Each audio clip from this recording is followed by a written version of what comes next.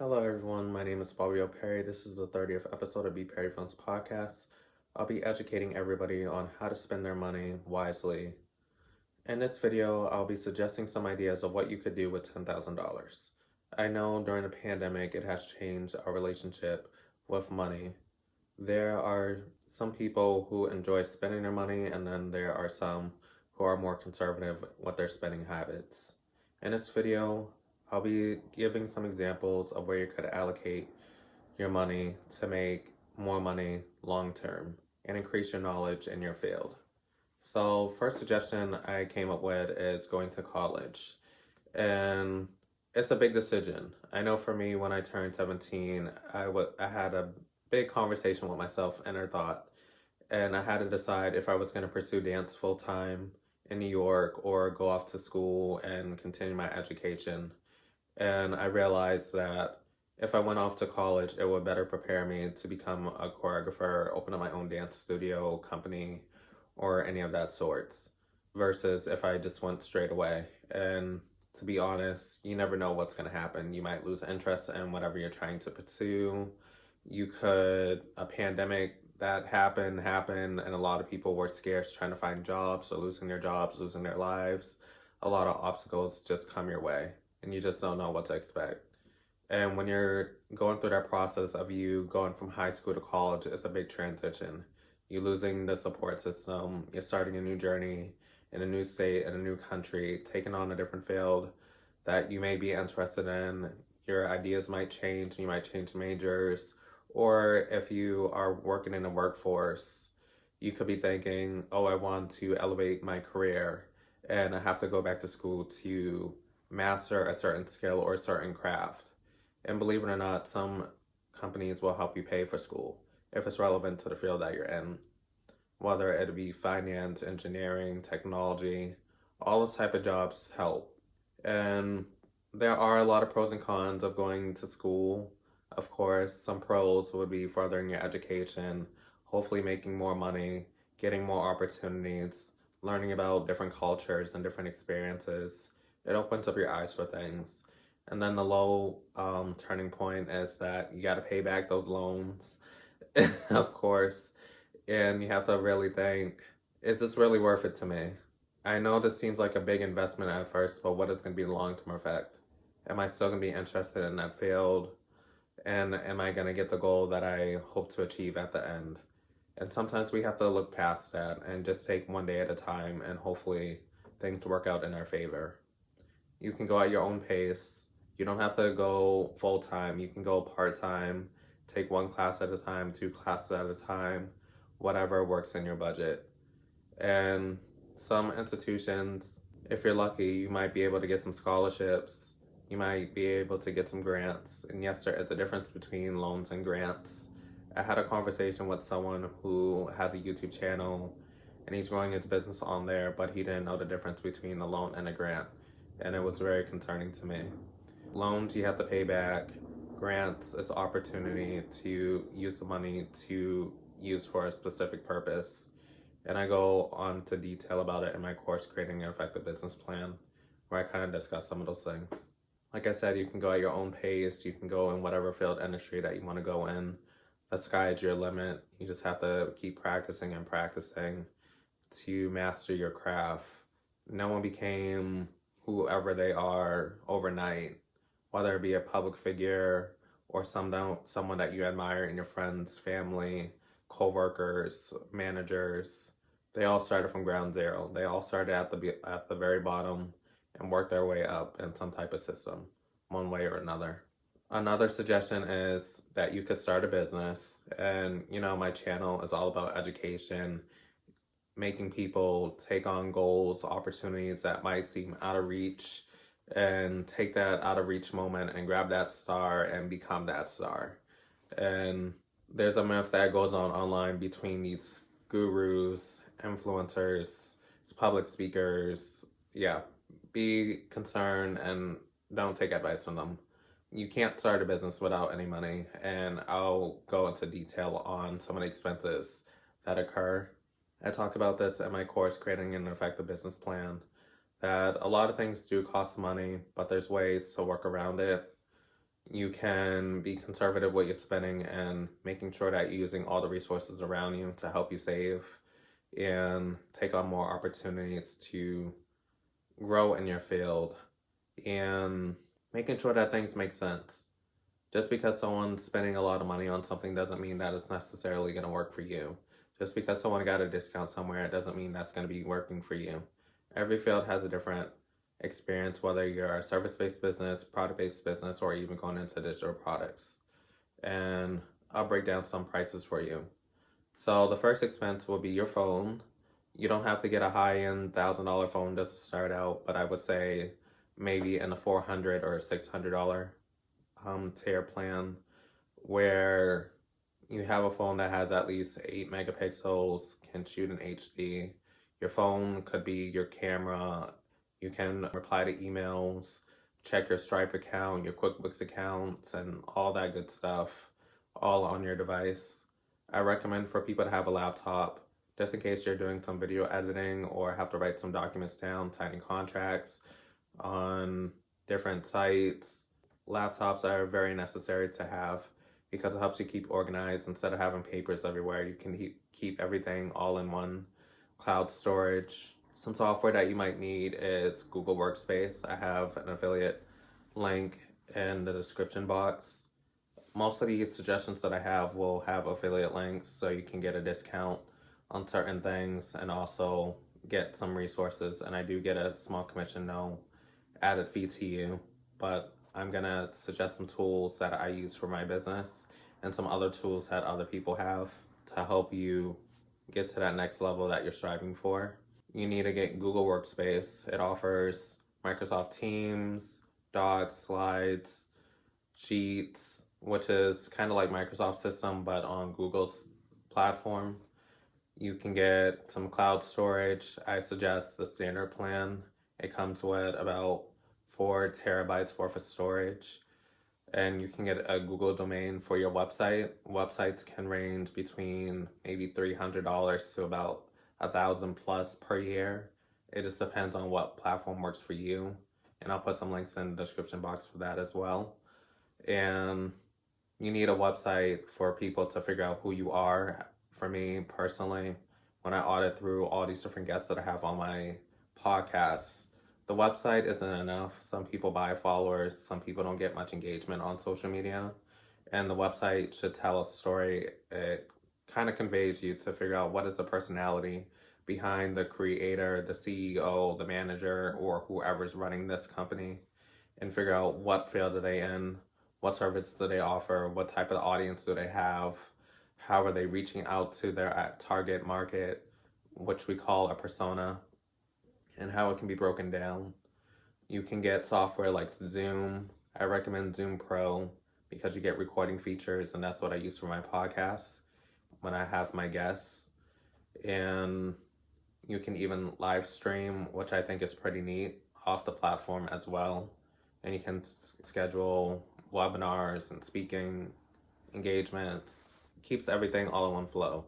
And it seems like most companies have Zoom, or most people who have businesses have Zoom. If they don't have Zoom, they have Google Meets. Definitely get that. It's all part of Google Workspace, Google Meets at least. I recommend getting iMovie, which is free. You can get that on your iPad, on your phone. Adobe Premiere, LumaFusion, which you can use on your iPad. Final Cut Pro if you have a Mac.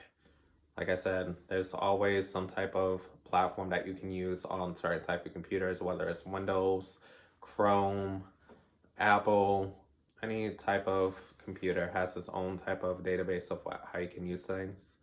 And I do recommend for people to get a hard drive, at least 2 terabytes, especially if you work with a lot of video, photos. You just want to keep everything organized just in case you lose access to the internet, and just in case the flash on the storage drive breaks or whatever, you have everything in the cloud, so it keeps everything protected in 2 places, so you don't have to worry about that. I recommend for you to get a printer. I use HP because it has instant ink and it saves me a lot of money. I know if I were to go with regular ink cartridges outside of instant ink, I would be paying about $70 per colored and black and white ink. and that gets very cost pricey towards the end of the year, especially if I go through a lot of cartridges each month. But I only pay about maybe $12 or $13 per month, which is a good deal.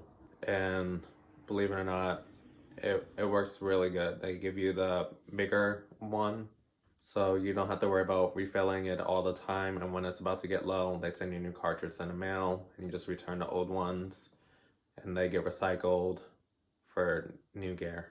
You also have to think about rent. Are you working in your home? Are you working at a co-working space? I know WeWork is offering co-working space for $300 per month. You can work in any spot. You can rent out an office room. They have special events, learn about different cultures, networking, go to live sessions, interact with your co-worker. I don't know what you would call it, but the people that work in a co-working space, they kind of become your new community. The next thing that you have to think about is what type of business do you want to pursue? In my course, we talk about niching, identifying that target audience that we want. Do we need a niche? Do we not need a niche? What type of gear do we want? What type of message do we want to convey? We have to think about what is the big overall of what we are trying to do.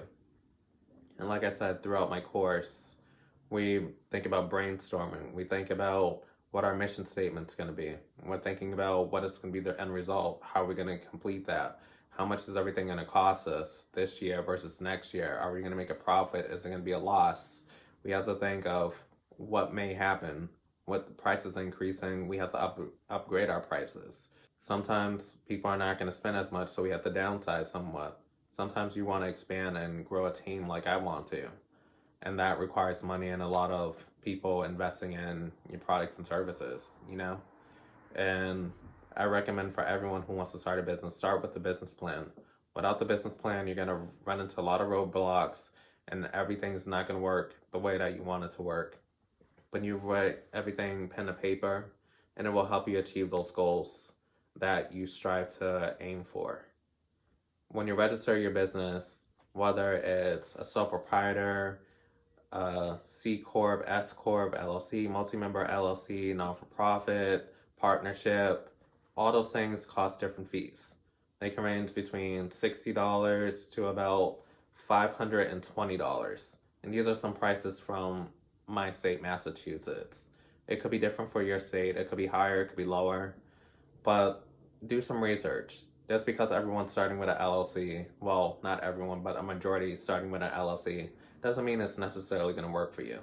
Some people will be best being a sole proprietor, like people from Uber, DoorDash, hairstylists. Maybe the manager might have an LLC because they have a building and it protects them just in case they get sued, you know? Or some people might pursue the sole proprietor and be a freelancer because it works best for them at this very moment. Or a partnership where you want to divide the money either 25, 25, 25, 25 or 50-50, you know? Or you can break it down based off of how involved people are in their roles and expertise. Another thing that you have to think about is getting a registered agent. Who's going to be putting your business together? And like I said, when you have that business plan, it helps you figure out what category that you should best fit in. I know when I got my business trademarked, I had to think about what class number was it going to protect it. And I had to think, I don't want anyone taking my business name, whether it's the BPerryFilms or the Artistic Creator Academy. And I had to think about what does it stand for? What makes it unique? Is there any other competitors that I have to watch out for? Are there opportunities for me to grow by trademarking this? How is it going to protect me? And you have to think, what is going to be an investment for that? And that can range between maybe somewhere in the $200s to about $500 per class. And you have to think about, is this going to be active right now, or is this going to be an intent to use? I recommend talking to someone who is a legal professional to figure out what will work best for you. I did mine myself, but I made sure I studied all aspects of the different industries, made sure that it fit the mold, and figure out what would be best for me at this very moment. And some people, they need someone to do it for them, or some people want to do it on their own. There's opportunities for that. You can go right on the units UPSTO, I think it's called, and you can go through the process, read through the database, figure out what type of language that they want you to use, figure out if it's going to be is it going to be a simple application? Is it going to be the standard application? Figure that out and figure out what your budget's going to be. Like I said, you're going to be investing at least close to $10,000 getting your business registered, but getting it up and running from the ground up. You also have to think, once you get your business registered, you have to think, what type of bank do you want to work for? Are you going to be working for Bank of America? Are you going to be working for Chase Bank, Citizens Bank, or even some credit unions? And you have to figure out what is going to be their availability. Are they going to be easy to access? Who has the lowest fee? Is there a deposit fee that there has to be for any transactions? How many transactions are you going to be doing each month? Because prices will vary on that. You have to think, how much do I have to put into my deposit each month to keep it active without me getting charged an additional fee? Another thing, when you're trying to think about getting a credit card, sometimes companies require you to be in business for at least 6 months, and they want to see how much traffic that you're getting in and out to make sure that you can pay those bills. People forget that credit cards are kind of like loan. They have interest. If you don't pay in full, you're going to be paying anywhere between 15 and maybe 20 or 30% on each transaction that you do each month for it not being paid. You have to think about that. And then some accounting software. I use QuickBooks. If you use my referral link, you can save 30% off for the first 6 months. And that is a big deal. Just think about how much money that you're saving that first year and learning a new system where it has everything all included. You can upload your transactions, you can upload your card, make sure everything is right, send invoices, whether it's credit card payments, ACH payments. You can tap, dip, swipe your card with a card reader.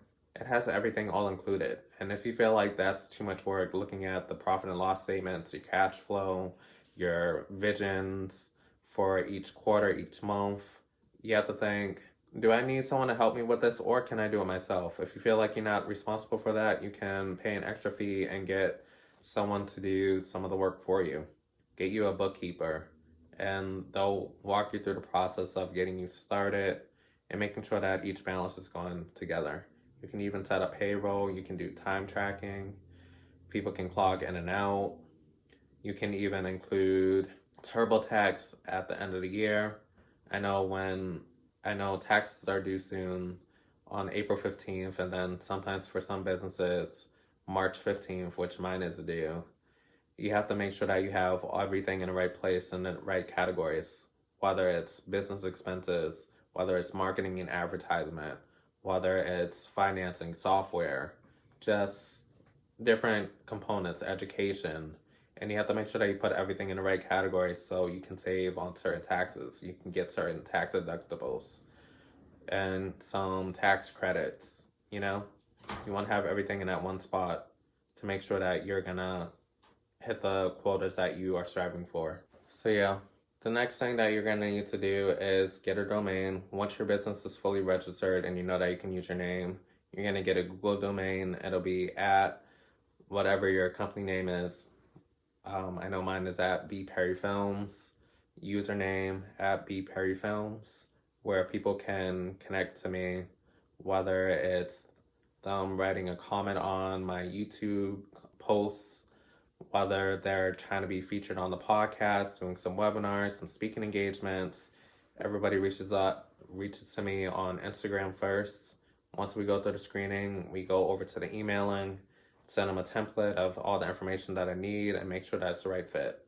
And it's good that on Google Workspace, after you get your Google domain, it allows you to create folders, put all your videos up there, keep all your contracts organized, all your documentation, whether it's presentations, spreadsheets, or Word documents.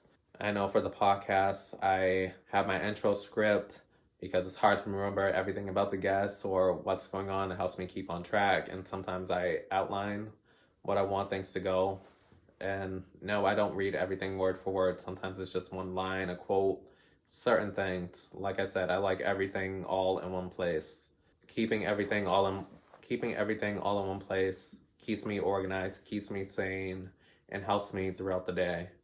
And as I expand my team, I want to make sure that I have everything in their folders, making sure that they're keeping on track, working with different clients, making sure that they feel like they don't have to go to different places and they don't need separate accounts for everything, keeps everything organized. Another thing that I would mention is getting a calendar software, whether it's Google Calendars, Asana, Monday.com. There's so many different softwares that you can use to keep time tracking organized, see everyone in a creative flow. People can write comments. And like I said, it keeps everything in one place, one type of flow. You can integrate different softwares. And like I said, it keeps me sane as I have a very, very busy schedule. I have 9 different services going on, you know? The next thing that you have to think about is email marketing. How are you going to connect to these people on your website? Are you going to be giving them exclusive offers, exclusive content, discounts? I don't like saying discounts because it makes things sound cheap, but promotions. And like I said, you want people to keep engaged with your content. When you're getting people's emails, it's giving them trust. It's kind of like their phone number. People keep their emails for a long period of time, and you want to keep them subscribed as long as possible. This is a way for you to connect with them either through blog posting, newsletters, special promotions going on. These are going to be your main followers. Everyone that's on your YouTube page, your Instagram feed, your TikTok, not everyone's going to see your work. Not everyone's going to remember who you are because there's so many creators out there. So yeah, just think of that. Another thing that you can use for calendar software is Acuity scheduling. I use that for my business coaching, discovery calls, and audits. It helps me keep organized. There's an app called Acuity Scheduling that people can download on their phone. I'll show you what it looks like. So the app looks like this. Just click on it. And then people can go into the account. They just type in BPerryFilms. There's the different prices. They can book. Then they can book a time slot. They fill out the intake form. It keeps them organized. So when it's time for me to work with them, I already know what to plan out.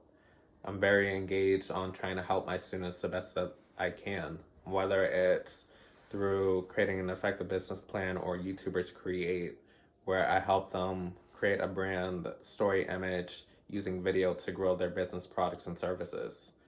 And some people want to document their journey, see what were their highs, see what were their lows, being a part of the creation process. And being a creator on any platform can be difficult.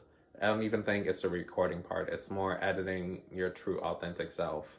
And sometimes people question what is authentic, what being authentic looks like. Sometimes you can be happy, sometimes you can be sad, sometimes you can be angry. These are real emotions that you feel at that very point in time. And you're going to have your ups and downs. You don't want to go around in a circle. You want to have your ups and downs because it shows progress and you're showing how you can react to certain things. What I love about the app is that I get alerted right away. People can receive text messages. People can get emails to the Zoom link. And it keeps people more engaged.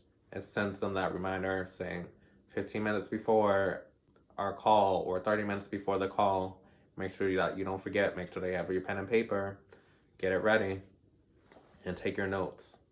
Another thing that I would recommend for people is to spend you're going to be spending at least $2,000 on equipment, whether it's your ring light, whether it's your camera.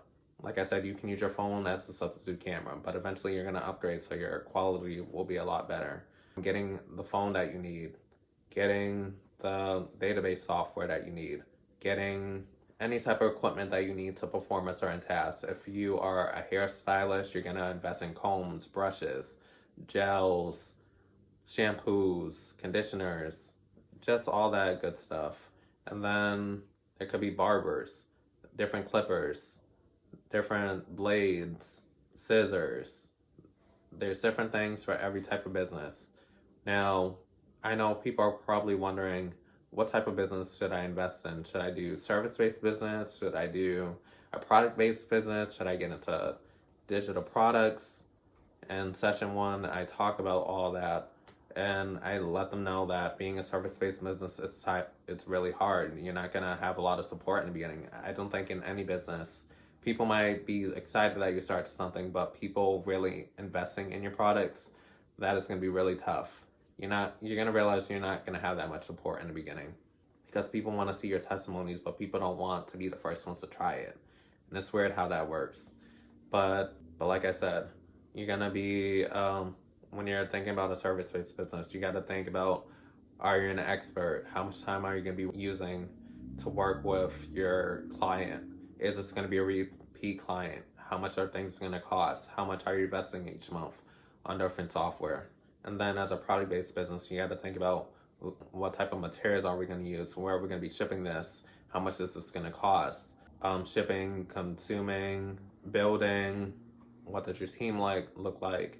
Do you have a warehouse? Do you have a location? All these expenses occur, and this can up your prices very fast. Like I said, $10,000 might sound like a lot of money, but not really when you're starting a business. You might not be spending it all at once, but it costs a good penny. And another thing that you might want to do is get music software for copyright reasons. And so your videos don't get flagged. I recommend Artlist. It works on all types of different platforms. I have an affiliate link for that. And you can get 2 months additional on your plan on a yearly subscription. And they have all types of music, whether it's rock, hip-hop, R&B, jazz, classical, just all types of music for all types of people, and it sounds like radio music. And it helps you keep your audience enticed. It keeps them going and building that type of relationship that you're striving for. Another thing that you need to invest in is marketing. Podcasts. You're not going to get it that far if you don't invest in a podcast. They range between $250 to about $4,000 on average. The bigger the platform, just expect to spend more money. You have to realize that there's a lot of things that go with editing, filming, outlining, recruiting, probably a blog post like I do, thumbnails, software. All this stuff costs money, and people need to be realistic. Would you do anything that you do for work for free? And the answer is no. So you should want to pay them too. Another thing that you have to invest in is email marketing. Are you getting Squarespace? I use MailChimp as well. And what I love about MailChimp, that is part of QuickBooks and Intuit and TurboTax, is that you can customize it to your liking. You have more creative freedom than most platforms, and everything is, I feel like my clients are more engaged. The open rate is more higher than on Squarespace for the most part. But I definitely recommend that software, and I use it for the Artistic Creator Academy. When people are enrolled in the course, people can get up to date on any upcoming events, any type of launches, let them know about homework assignments, classwork, any special guests coming. Everything is seamless on there. I just love it. Another thing that you can invest in is webinars and courses and coaching. You can get a tax deductible on that because it's part of education expenses. And you have to think, what could help me in the long run? Do I need, as a film designer, do I need to learn how to build a website? Yes. Do I need to learn how to do filming strategies? Yes. Do I need to know a little bit about photography? Just because most videographers do photography, since it's a similar field. So yes, that's another thing that you can invest in. Marketing strategies, yes. All that money, you can get, like I said, a tax deduction on it. You should speak to your accountant and see how much that you can get back. Make sure that you keep record of everything. Whether you go to a webinar presentation, a speaking engagement, note everything down. If it's a free event, is it a paid event? Mark all this stuff down. You can be making more money in the long term. And these are some reasons why I believe that you should invest in yourself. Don't think about going to some concert. Don't think about going to buy some shoes or a fancy purse or something like that. Think about what's going to help you right now and that can help you in the future, long term. People want to get into real estate, but not realize how much time and effort it takes before you sell your first home or make any money. Most of those people take out loans. But I'm telling you today that if you start saving now and investing right now, you can achieve anything. You're going to think this $10,000 is going to be a lot in the beginning. And then as you go along, as your business is making money, you're going to be like thinking, okay, I probably need more money, but how am I going to do that? Like I said, building that audience, building that credibility, using resources that I'm mentioning to help you grow your platform and taking that transition from there. So like I had said, just to wrap up, you want to create a plan that worked for you. Like I said, there's so many possibilities that I can help you through this process. Whether it's taking one of my 2 courses, whether it's creating an effective business plan, where I'm teaching you how to build your business, market your business, create on opportunities for yourself. I know the workload is going to be hard, but you have to take the time, educate yourself, and have a lot of discipline. Then you have YouTubers Create, which is a monthly subscription membership, which is run like a course where I'm teaching people how to create a brand using video to enhance their experience of working with different brands, their accountability groups, just all types of different methods. You're going to be learning about niching. You're going to be thinking about how to outline or script your product. There's a lot of possibilities of how you can grow. And then if you want one-on-one coaching, I have that available for people to join part of. And then if you sign up for my email list, you can find out about webinars and presentations. You might be able to get some discounts on certain things. But like I said, make sure that you are intentional, that you have the right intentions when you're spending money. Don't think about the short-term gains. Think about the long-term effect that you're going to have at the end of achieving this certain goal that you're striving for. Don't let your money control you, but have the money work for you in your best interest. So I hope you guys enjoyed this video. I have all the links in the description. You can follow me on YouTube, Instagram, and Clubhouse at BPerryFilms. And I have a blog post called The Artistic Creator Toolkit, where I have more links available and other resources that we use within the company that I recommend for you guys to use. All right. Thank you and have a good day.